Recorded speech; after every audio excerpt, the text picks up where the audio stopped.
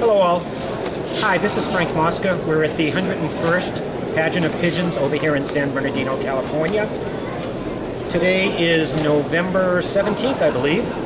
It is 2012. What we're going to be doing is picking up and we're going to be discussing recessive red today, which is basically a continuation of what we did from part of last year's with our color 3. So here we are, slightly more continuation. What we're looking at now, these are Saxon Priest.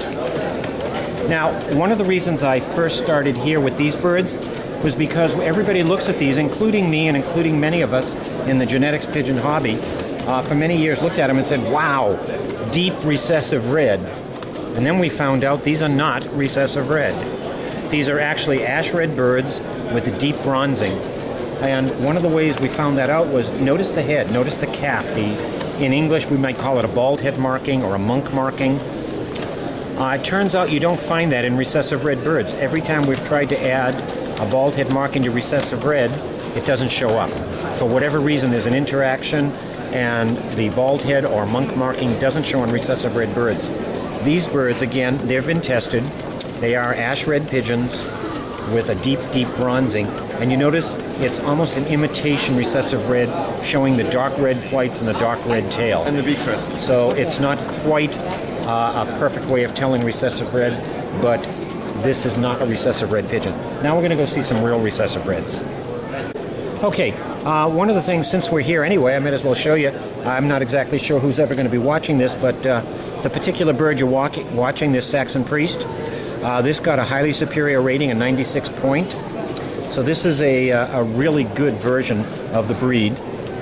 And the bird to the right of it is also a superior bird, and this one received a 94 from the judge here today. So these are both very good examples of the breed. Okay, now we're looking at a West of England tumbler. This is the American version of the West of England. And you'll notice this bird is a recessive red. Again, notice the dark flights, the dark red flights and the dark red tail. The solid color all the way from the head down to the bottom. Even the muffs are a solid red color. Now, let's back up again for one moment. There are a couple of various types of red in pigeons. Recessive red is exactly what it means. It's recessive to wild type as far as the genetics of the bird are concerned. So we know that any recessive red pigeon carries 2 genes for recessive red. It's not exactly the way it is, but I'm going to call it that for right now. Any one of these birds underneath this recessive red overcoat, this could be a blue pigeon, an ash red pigeon, a brown pigeon. There really is no way to tell without breeding the bird and looking at it and then finding out and separating it out.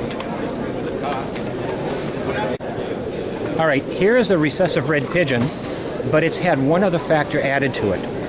This bird has dilution added to it as well, so you notice that the color looks to be toned down a bit.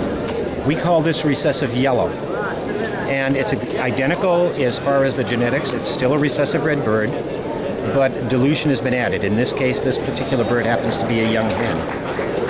And what I'm going to do here is we're going to pan over to show you 1 or 2 more yellows, including the yellow cock that's strutting and dancing over here. And again, each one of these birds, we're not sure what's under that recessive yellow or the recessive red. Could be a blue pigeon, brown pigeon, red pigeon, no, it couldn't be a white pigeon, but it could be any other bird in there. We couldn't tell. It could be an Andalusian for all we know.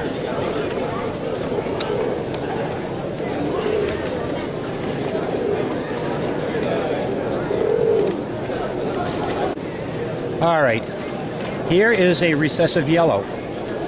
This particular bird, you'll notice that it's got white in the wing shield and some white underneath. This bird is a model.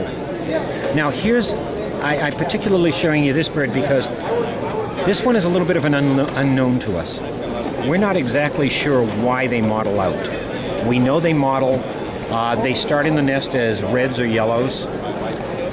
As they age, they begin to turn white.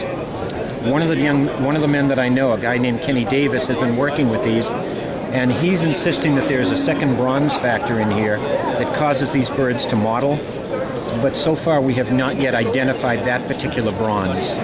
But right now we do know for a fact that these are recessive yellow birds with some factor that turns them into mottlings. And they get whiter as they age. All right, here's an unusual one for some of you guys. This is a recessive bird, a recessive red bird. However, it also is an almond pigeon. So this is recessive red over almond. Now remember, I've said before that recessive red acts sort of like an overcoat that covers what's underneath it.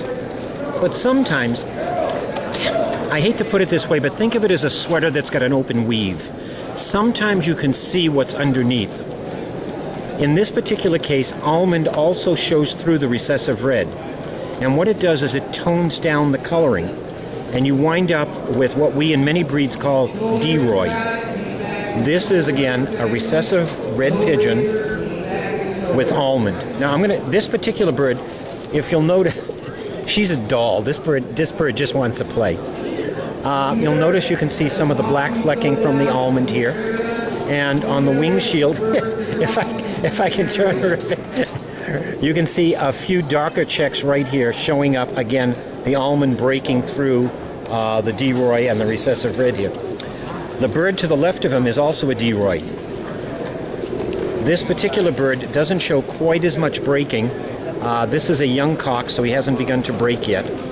But again, it's a recessive red pigeon covering almond. And you'll notice, please, again, that it's been sort of washed down a little bit in the color. And again, just to give you an idea, we're going to move to the left. These are a couple of bachka tumblers in the cage here. And these are recessive red bachkas. And you'll notice the difference in tone between the recessive red and the D-roy. I wanted to remind you again. And I'm also kind of glad there's a black in here.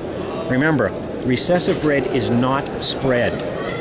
These recessive red birds under that recessive red, they could be barred pigeons. We cannot tell, again, without mating them to separate them out. Okay, we're looking at an oriental roller. One of the reasons I put this bird up specifically, this is not a recessive red pigeon. Within the last 20 years, people have been always talking about unimproved, something called this unimproved recessive red. None of us knew what it meant. It was a fancier term that basically meant we got a recessive red. It doesn't quite look like what we want it to look like, so I don't know if we're going to use it in the breeding program, and we'll call it unimproved. Well, it turns out that unimproved recessive red apparently was an allele, an alternative to recessive red. It's a different mutation in the bird. And it's been reported that this allele, this unimproved recessive red, is something called Ember. They're still testing to make sure that it's exact, but these are putative, what we think right now are Ember birds. In this particular case, this would be an Ember, and in this case a T-pattern bird. So what we're looking at is an Ember, which is, again, an allele of recessive red. So you could actually have a bird that has one gene for recessive red and one gene for Ember. The bird beside it is a barred bird that we believe is an Ember bar. In this case, it's probably a pale bird rather than a dilute bird. And I'm going to move these down before we lose them for the guy. All right, again, this is an oriental roller. Now this one is actually a true recessive red. One of the reasons I want to show you this bird, I know some of you guys looking at this are worried not only about flying your birds, but maybe potentially showing them. And I want you to see the difference between this and some of the earlier birds we looked at. We're working very hard to bring our recessive red orientals up to what we consider to be show quality. If you'll notice the dark on the head, the neck, the wing blend, but you notice on the tails that it's kind of washed out a bit. I'm hoping it shows up on tape here, but the reality is this bird is nowhere near as dark as we want it to be. So one of the things that we're checking is what potentially needs to be underneath this recessive red to help provide the darker color. In our case, most of our recessive reds carry spread in there, so they're probably, this bird is probably over black. And in a lot of cases we're finding that some of the recessive red birds over black are showing smut or sooty or bad markings in the rump and in the tail. Now, this is not always true. I've seen selection in some breeds, for example, in the reverse wing croppers. Those birds often mate recessive red to black, and they have the shiniest blacks and the best recessive reds I've ever seen. So a lot of it is really just serious testing and stuff. How's that?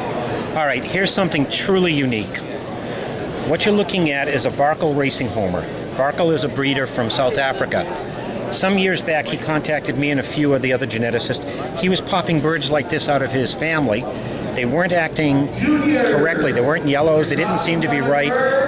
Testing proved them to be what we've long expected but never had in any pigeon, extreme dilution.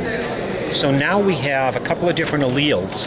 We have wild type, we have pale, we have dilute, and we have extreme dilute. The bird that you are looking at right now is actually a blue pigeon. This is a blue check pigeon, genetically. It's also got extreme dilution in it, which is why it's been washed down to this creamy, almost milky color. And one of the top breeders here in America, a man named Drew Lobenstein, got hold of this bird. This is one of the originals. And we're just going to show you really quickly some of what he's been doing just in the last few years to move the particular mutation to various breeds and where he is. Right now, you're looking at what he's done with a fantail. This is a couple of generations back to fantail with extreme dilution. The bird to the right of this, he's beginning to move it over and put it into frillback. Obviously, it's a cross right now, but you can see the fluting on the wing shield, and again, extreme dilution bar. The bird to the right of this is a T-pattern, extreme dilute Indian fantail. Again, only a few years crossed in, and you can already see the breed, if not show quality yet. On the far side, which we're going to move over to in a second, on this particular side, the bird you're looking at, this was actually bred, I believe, by Tim Kvidera. This is actually, he wanted to see what extreme dilution would look like on a gimple. You're looking at a black wing copper gimple with extreme dilution. And it's basically a one-color tannish bird. All right, over here, he's moving it into a West of England tumbler. And you're looking at a barred bird. That would be a blue bar pigeon with extreme dilution. Beside it, he's beginning to move extreme dilution into some of the Egyptian swifts. And I asked him specifically yesterday, because the Egyptian swifts have a color similar to this. And I said, is it possible that they've had extreme dilution in that breed for years? And he said, no, they tested it, and the original color, the pastel coloration, is actually an ash red bird. The birds we're looking at here are blue pigeons with extreme dilution. Oh, and because Drew has always been a Jacobin breeder, let me show you what he's been doing in the Jacobins for the last few years. Okay, and you're looking at some of the generation crosses. These were some of the first ones on the far right, the silver sooty check ones. The ones in the middle are about 3 generations in. And again, what you're looking at is extreme dilute. And now they're beginning to look like Jacobins. Okay, one of the things that I'd really like to discuss right now, just for a few moments, we don't have any live examples here at the show today, is something called Mosaic. Now, let me be very clear about this. In racing homer terminology, at least where I grew up, a Mosaic was a recessive open. That's not what we're talking about here today. Also, I need to correct a mistake that I have been making for about 35 years. Mosaic is a term that we used to use, and often still do, for a bird that we thought had 2 sperm that hid an egg. And you would often see, we've all seen pictures of these birds. The bird that's half blue on one side, half red on the other, or is dilute and also wild type on the same bird. These are accidents, right? Mosaic is the wrong term for that. They should be called chimeras. A chimera is something that has 2 different genotypes mixed together in the same animal. A mosaic, technically, is a bird that's born, has a mutation in a cell, and then as that cell grows, the particular color grows in that bird. So a chimera is potentially 2 sperm hitting an egg, that's a chimera, or 2 embryos that fuse together.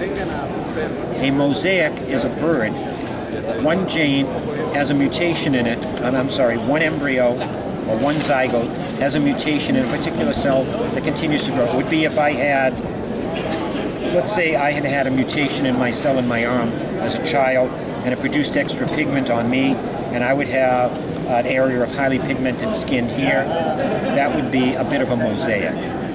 However, if I had in people, there are human beings born this way, who are born and they do genetic testing and find out they actually have 2 different genotypes in them.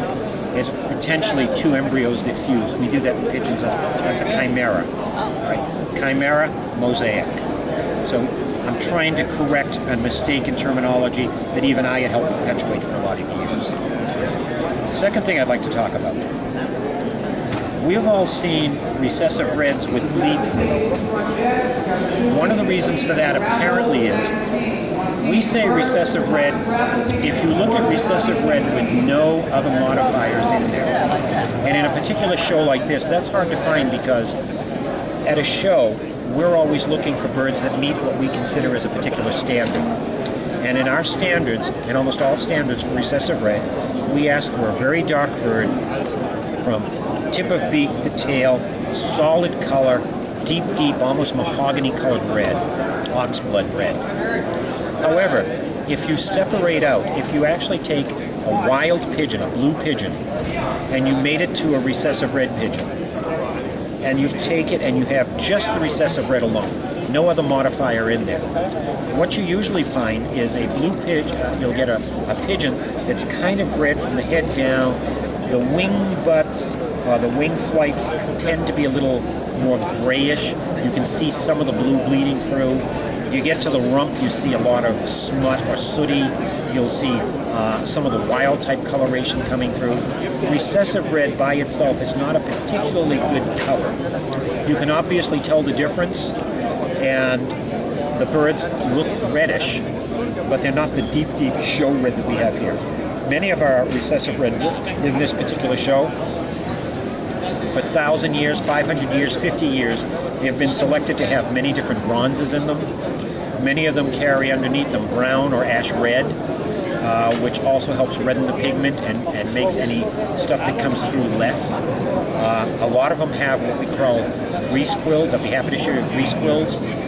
Grease quills are little feathers along the rump of the bird that look like unopened, they almost look like little tiny paintbrushes, and they produce a powder so that when it's on the bird, it makes the bird almost shine and glisten, almost oily. And a lot of these birds, we want our birds to be very deep in color.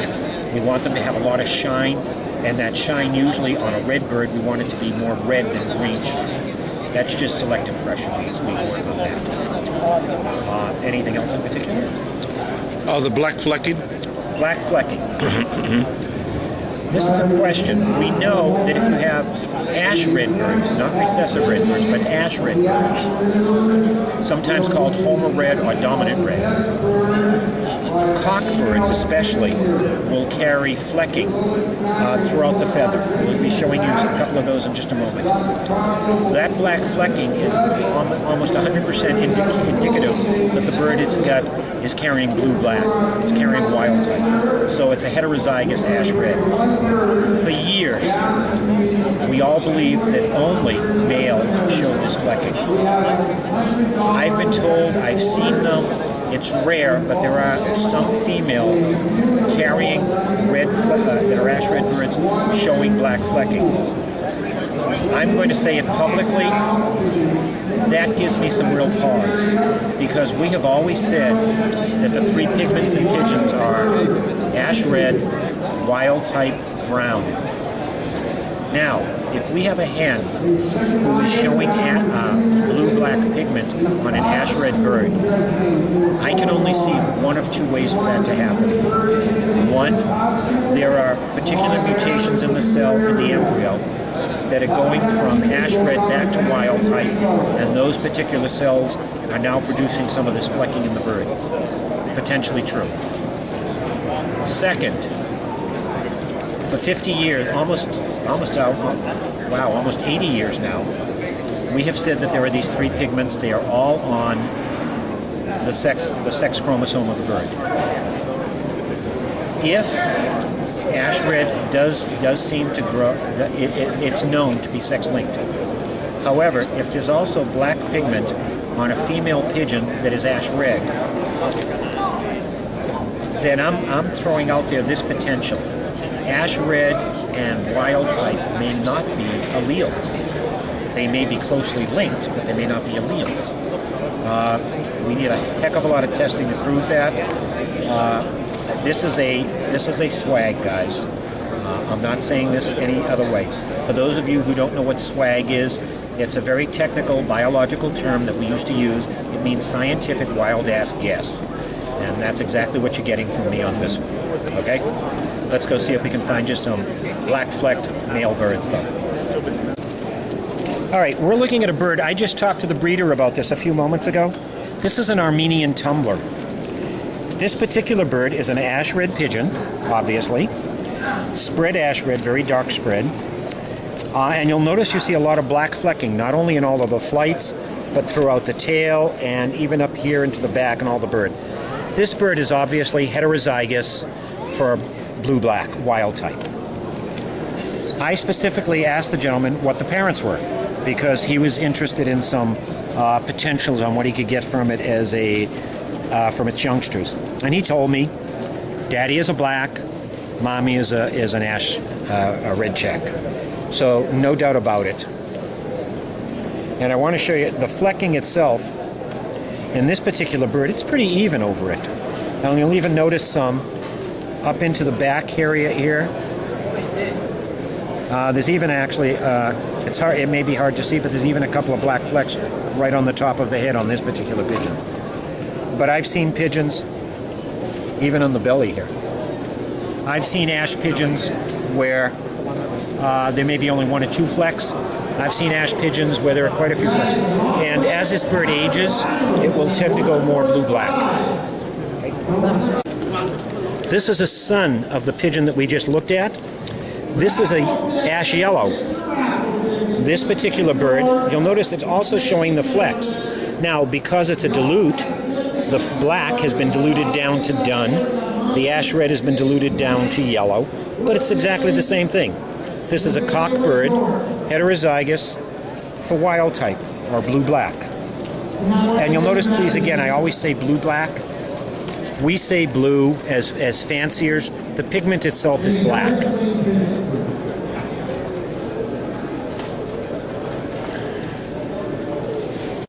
Hi.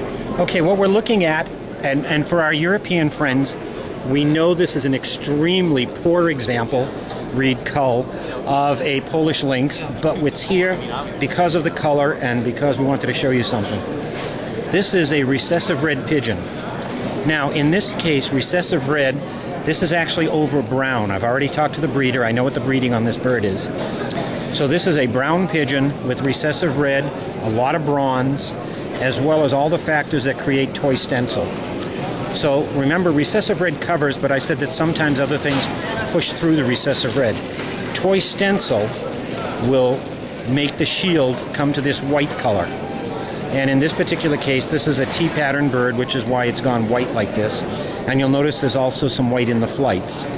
But again, this is a recessive red pigeon over brown. And that pretty well covers it for recessive red for today here at the show.